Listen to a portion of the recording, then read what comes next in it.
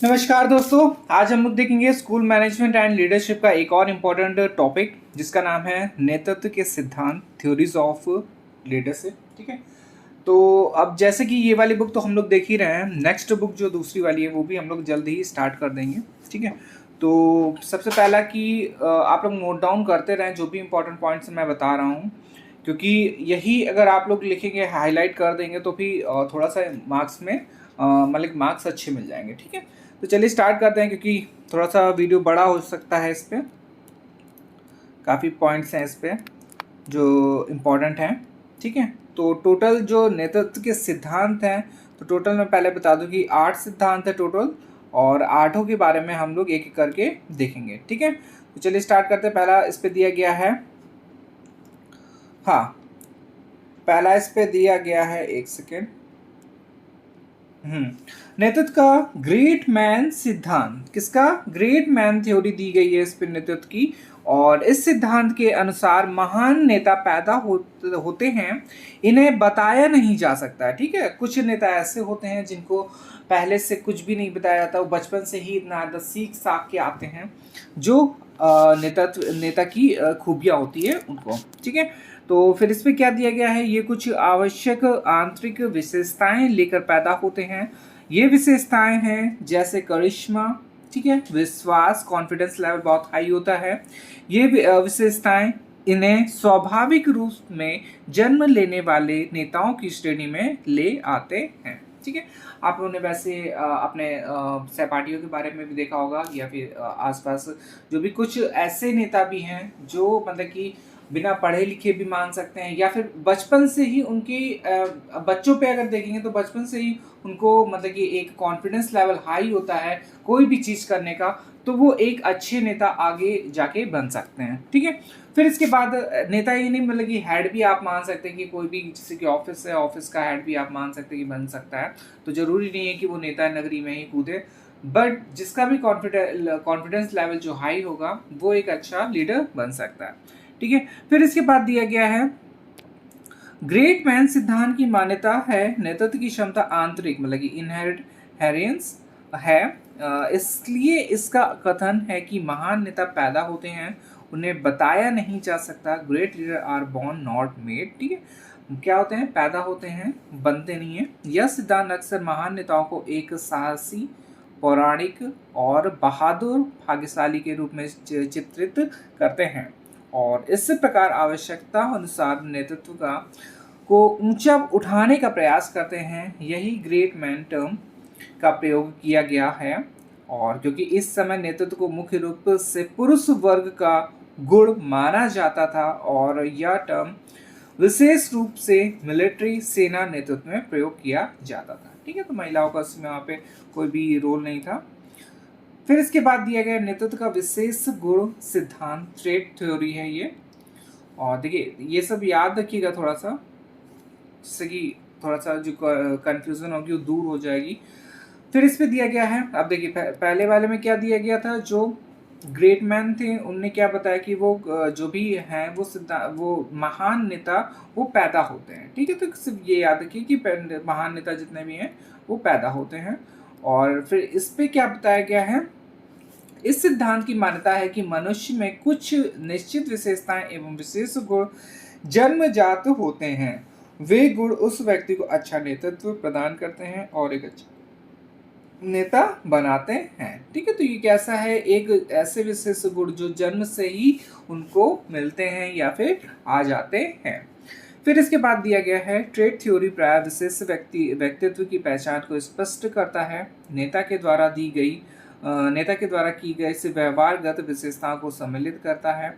उदाहरण के लिए विशेष गुण जैसे अंतर्दृष्टि, आत्मविश्वास और साहस आदि सब गुण गुप्त रूप से एक महान नेता में से मेल खाते हैं। ठीक है, तो ये इंपॉर्टेंट है, वर्ड्स खाली याद रखिएगा आप लोग। अंतर्दृष्टि, आत्मविश्वास और साहस, ठीक है, आदि ऐसे गुण जो हैं बहुत, जो एक महान नेता होता है उससे मेल खाते हैं। फिर इसके बाद दिया गया है विशेष गुणों के अंतर्गत नेतृत्व की जो भूल भावना छिपी रहती है, लेकिन ऐसे व्यक्तियों को जिनके पास ये गुण हैं लेकिन वे नेता नहीं हैं, उनकी व्याख्या हम कैसे कर सकते हैं? यह प्रश्न उन कठिन प्रश्नों में से एक है जो लीडरशिप की व्याख्या के लिए ट्रेटस थ्योरी का प्रयोग करते हैं। ऐसे अनेक व्यक्ति हैं जिनमें पर्सनैलिटी के गुण नेतृत्व के साथ सम्मिलित हैं, तब भी इनमें से अनेक व्यक्ति ऐसे हैं जिन्हें लीडरशिप की स्थिति कभी प्राप्त नहीं हुई। ठीक है, तो बहुत सारे नेता मतलब बहुत सारे व्यक्ति ऐसे हैं जिनको लीडरशिप की स्थिति प्राप्त नहीं हुई है। ऐसे स्थिति में ट्रेट थ्योरी से स्पष्ट नहीं होता है कि जन्मजात गुण लेकर पैदा होने वाले व्यक्ति नेता क्यों नहीं बन पाता, अर्थात वह नेतृत्व प्रदान नहीं कर पाता। ठीक है, तो 2 पढ़ लिया हम लोगों ने। तीसरा हम लोग देखेंगे नेतृत्व का देव योग या फिर अकस्मात थ्योरी। ठीक है, कॉन्टिंजेंसी थ्योरी। इसमें दिया गया इस सिद्धांत के अनुसार विशेष चरों पार्टिकुलर्स वेरिएबल्स पर ध्यान केंद्रित किया जाता है। ये चर पर्यावरण से संबंधित होते हैं। ये चर निर्धारित करते हैं कि नेतृत्व की कौन सी विशेष शैली पर्टिकुलर स्टाइल सबसे अच्छी बेस्ट है जो परिस्थिति के अनुकूल से कार्य करती है। इस सिद्धांत के अनुसार कोई भी नेतृत्व की शैली कभी सभी परिस्थितियों के लिए सर्वोत्तम नहीं है। No leadership style is best in all situations.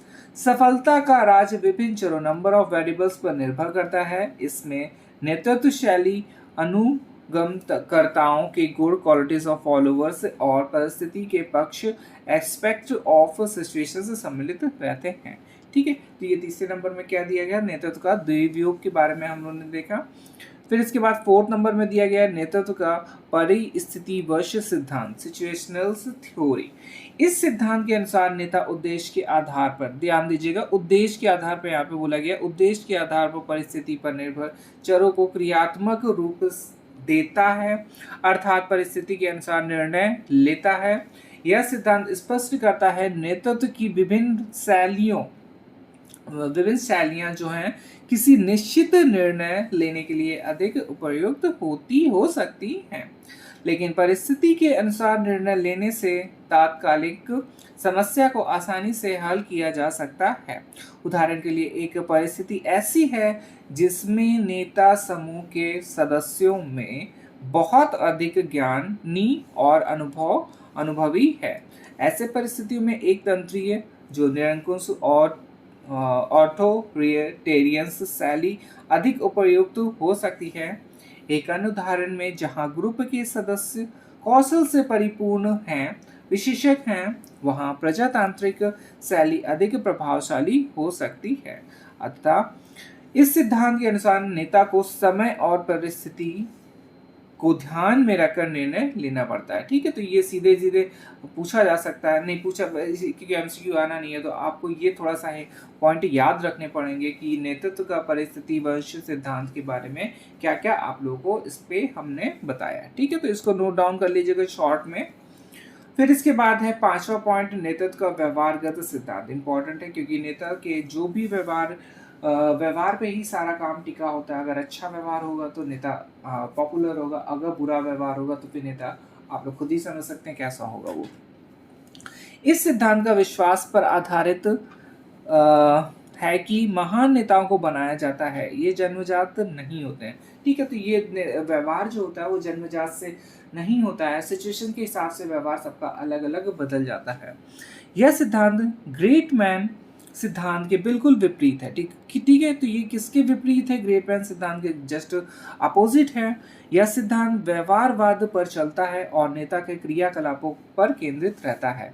यह नेता मानसिक गुणों और आंतरिक स्थिति पर निर्भर नहीं करता है। ठीक है, तो ये थोड़ा सा जो इंपॉर्टेंट पॉइंट है उनको याद रखिएगा। सिर्फ ऐसे लिख सकते हैं, गुणों और आंतरिक स्थिति पर क्रॉस कर दीजिए, ऐसे क्रॉस कर दीजिएगा, तो ये क्या है, निर्भर नहीं करता है। इस सिद्धांत की स्पष्ट मान्यता है कि व्यक्ति के शिक्षण द्वारा और अवलोकन के द्वारा नेता बनना सीख सकते हैं। अतः यह सिद्धांत बताया है कि नेता को जन्मजात ना होकर उन्हें शिक्षण और अवलोकन से बनाया जा सकता है। ठीक है, तो ये जन्मजात से नहीं होता है व्यवहार हमारे जो आज जब हम लोग बड़े हो जाते हैं, बड़े होने के बाद जो भी व्यवहार मतलब कुल मिला के ये है कि आसपास के माहौल से भी काफ़ी व्यवहार का चेंजमेंट आता है, और प्लस आंतरिक तो होता ही है कि कैसा बच्चा सोचता है, कैसे मतलब ये बाकी फिर जब हम लोग बड़े हो जाएंगे, बड़े होने के बाद लीडरशिप में आएंगे, तो फिर उसी कुल मिला के ये है कि बचपन से ही व्यवहार समझ में आने लगता है कि उसका व्यवहार कैसा है कैसा नहीं है। ठीक है, फिर इसके बाद आएगा नेतृत्व का सहभागिता सिद्धांत, पार्टिसिपेटिव थ्योरी। और इस पर दिया गया इस सिद्धांत में सहभागी को अधिक महत्वपूर्ण माना है। यह सुझाव दिया है कि यह सिद्धांत उन आदर्श सिद्धांतों में से एक है जो दूसरों की इनपुट को स्वीकार करते हैं। ये नेता सहभागिता को बढ़ावा देते हैं और ग्रुप सदस्यों के रूप में ग्रुप सदस्यों के द्वारा दिए गए अंशदान कंट्रीब्यूशन को स्वीकार करते हैं तथा ग्रुप के सदस्यों की सहायता करते हैं। ये निर्णय लेने की प्रक्रिया में अधिक प्रासंगिक और स्वीकृति देने वाले होते हैं। पार्टिसिपेटिव सिद्धांत में नेता को दूसरों की इनपुट को रोके रखने और आज्ञा देने का अधिकार होता है। ठीक है, तो ये हो गया हमारा नेतृत्व का सहभागिता सिद्धांत। और फिर सेकंड लास्ट इस पे दिया गया है नेतृत्व का प्रबंधन सिद्धांत, मैनेजमेंट थ्योरी। ठीक है, कोई भी नेता होगा तो नेता का मैनेजमेंट बहुत अच्छा होना चाहिए कि मैनेजमेंट कैसे क्या किसको काम देना है, कैसे क्या कोई काम करना है। ठीक है, इस पे दिया गया है इस सिद्धांत को ट्रांजेक्शनल सिद्धांत या ट्रांजेक्शनल थ्योरी भी कहा जाता है। यह सिद्धांत पर पर्यवेक्षण, सुपरविजन, संगठन, ऑर्गेनाइजेशन और ग्रुप निष्पादन, ग्रुप परफॉर्मेंस की भूमिका पर ध्यान केंद्रित करता है।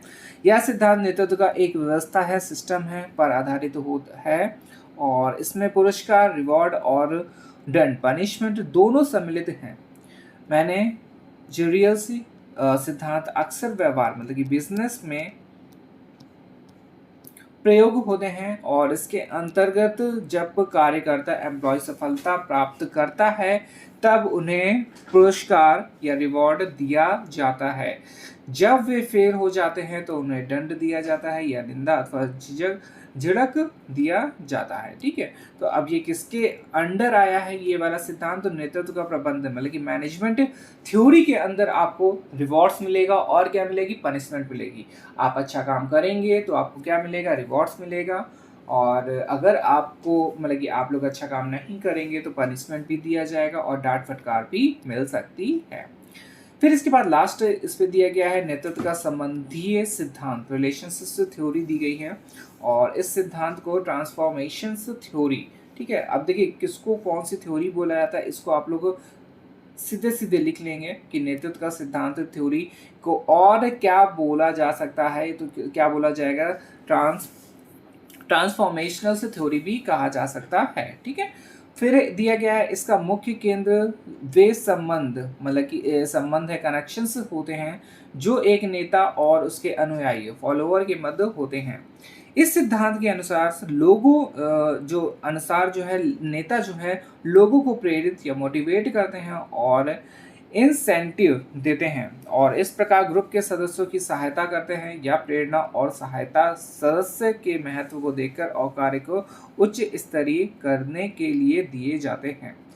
ये नेता ग्रुप सदस्यों की निष्पादन शक्ति परफॉर्मेंस पर केंद्रित रहते हैं, लेकिन प्रत्येक व्यक्ति से चाहते हैं कि वह पूर्ण क्षमता से संभावित आशाओं की पूर्ति करें। इस शैली में प्राय उच्च नैतिक स्तर और सदाचार के स्तर रहते हैं। इस प्रकार का सिद्धांत घनिष्ठ संबंधों पर आधारित होता है। ठीक है, तो ये हमारा हो गया नेतृत्व मतलब कि नेतृत्व के सिद्धांत, थ्योरीज ऑफ लीडरशिप। ठीक है, एक इंपॉर्टेंट क्वेश्चन है, डायरेक्ट क्वेश्चन भी आ सकता है कि एक्सप्लेन करें नेतृत्व के सिद्धांत को। ठीक है, डिफाइन करें, कुछ भी करें, तो ये आप लोग 8 पॉइंट को याद रखिएगा और किसको कौन से सिद्धांत को क्या बोला जाता है ये भी याद रखिएगा, किसने कौन से सिद्धांत को बनाया अगर दिया गया है तो ये भी याद रखिएगा। ठीक है, और बाकी थ्योरी आप लोग को देख ही लिया है और इसको एक बार देख के या फिर स्क्रीनशॉट लेके आप लोग थोड़ा सा अपने से भी थ्योरी बनाएं, क्योंकि देखिए अब ये आपका क्या है, लीडरशिप है और लीडरशिप के बारे में आप लोग को थोड़ा बहुत आता ही होगा, बट मैंने पहले ही बताया कि आप लोगों को थोड़े से वर्ड तैयार करने पड़ेंगे कि लीडरशिप ये बुक्स के वर्ड से जब आप लोग लिखेंगे तो ज़्यादा मेरे ख्याल से नंबर आपको मिलेंगे, प्लस अदर तो लिखना होता ही है, वो तो है ही एक बट जो भी है कि हाईलाइट तो ज़रूर करना ही करना है, बाकी आप लोगों को लिखना आता ही है।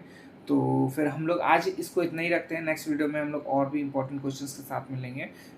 नेक्स्ट वीडियो में हम लोग क्वेश्चन भी सॉल्व करेंगे और देखेंगे कि कौन सा क्वेश्चन रिपीट हो रहा है इस पहले यूनिट का, और एमसीक्यू भी जल्दी हम लोग कर लेंगे क्योंकि एमसीक्यू बेस पे कुछ क्वेश्चन दिए गए हैं जिससे हमारी जो छोटे छोटे क्वेश्चन हैं वो तैयार होंगे। ठीक है, डायरेक्ट बड़ा क्वेश्चन तो पढ़ के ही होगा, प्लस छोटे छोटे क्वेश्चंस भी जो हम लोग हाईलाइट करेंगे वो ज़्यादा मेरे ख्याल से अच्छा रहेगा क्योंकि एग्जामिनर का जो है डायरेक्ट फोकस उसी पे पड़ेगा। ठीक है, चलिए मिलते हैं नेक्स्ट वीडियो में, धन्यवाद।